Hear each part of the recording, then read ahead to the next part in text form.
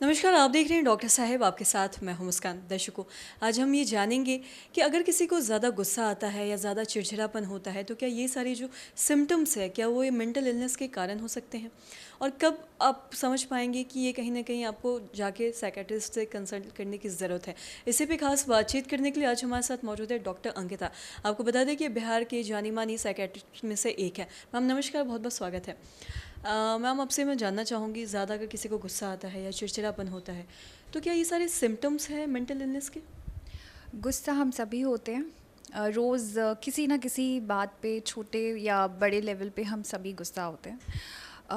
अगर ये इरिटेबिलिटी, चिड़चिड़ाहट जिसको हम कहते हैं, अगर 2 हफ्ते से ज़्यादातर समय लाइफ के सभी डोमेन में मिले और इतना ज़्यादा बढ़ जाए कि आपकी जो रोज़मर्रा की ज़िंदगी है, सोशियो ऑक्यूपेशनल फंक्शनिंग एक अंग्रेज़ी का शब्द है जिसका मतलब है कि परिवार में, ऑफिस में, सोशली अगर गुस्सा इतना बढ़ जाए कि पेशेंट की लाइफ इफ़ेक्ट होने लगे, उसके आसपास उसके जो फैमिली है, फ्रेंड्स हैं, वो सब इफ़ेक्ट होने लगे, तो हो सकता है कि ये किसी साइकेट्री मेंटल इलनेस का सिम्टम हो। जैसा मैं बोल रही थी कि अगर 2 हफ्ते से ज़्यादा इरिटेबिलिटी रहे तो हो सकता है कि ये डिप्रेशन का साइन हो।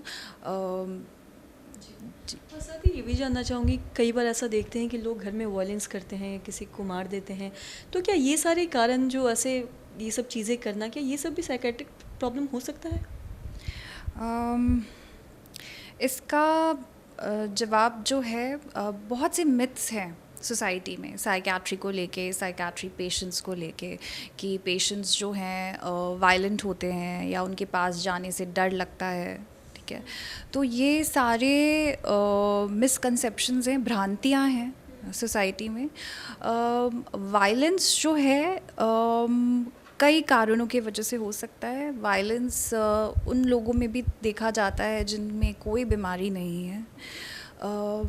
कई बार कुछ बीमारियां होती हैं जिसमें पेशेंट को काफ़ी डर लगता है, फियरफुल होते हैं वो। हम उसको अंग्रेज़ी में कहते हैं डिल्यूजन, डिल्यूजन ऑफ परसिक्यूशन, कि मुझे ऐसा लगता है कि कोई मुझे मारना चाहता है या मेरी जान खतरे में है या मेरे परिवार वालों की जान खतरे में है।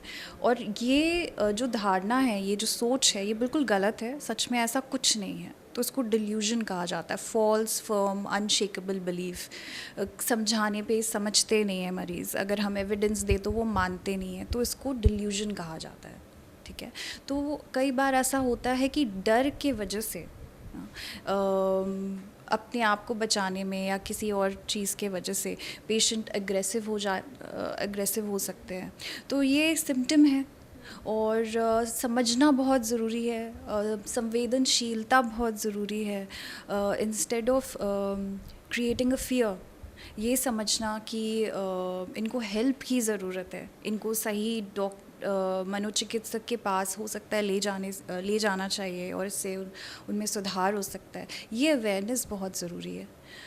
तो आपके थ्रू अगर कोई आपके आसपास ऐसे मरीज़ हों जिनको आप देखें कि बहुत ज़्यादा वायलेंट हैं या कुछ ऐसी चीज़ें हो रही हैं घर में, तो हो सकता है उसे मदद की ज़रूरत हो, और सही साइकेट्रिक मदद उसकी ज़िंदगी बदल सकती है। और साथ ही क्या ये दवाइयों से ये सारी चीज़ें ठीक हो सकती है? गुस्सा आना, चिड़चिड़ापन, वायलेंस कम होना, मतलब ये सारी चीज़ें क्या दवाइयों से ठीक की जा सकती है?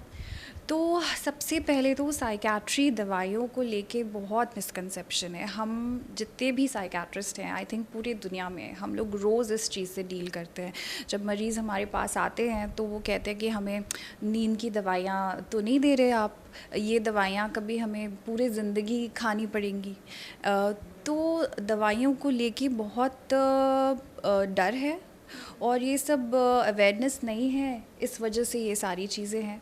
तो सबसे पहले जैसे बाकी जैसे हार्ट एक ऑर्गन है, लिवर एक ऑर्गन है, वैसे ही ब्रेन भी एक ऑर्गन है। ब्रेन भी बीमार पड़ सकता है और उसे ठीक करने के लिए दवाइयाँ बनाई गई हैं। ये दवाइयाँ इसीलिए बनाई गई हैं ताकि ये बीमारियाँ दूर हो सके, एक मरीज़ एक सक्सेसफुल जीवन जी सके।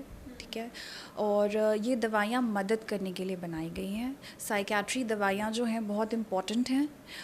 कई केसेस में इसको चलाना अनिवार्य होता है, बिना दवाइयों के पेशेंट्स ठीक नहीं होते, ऐसे भी केसेस होते हैं।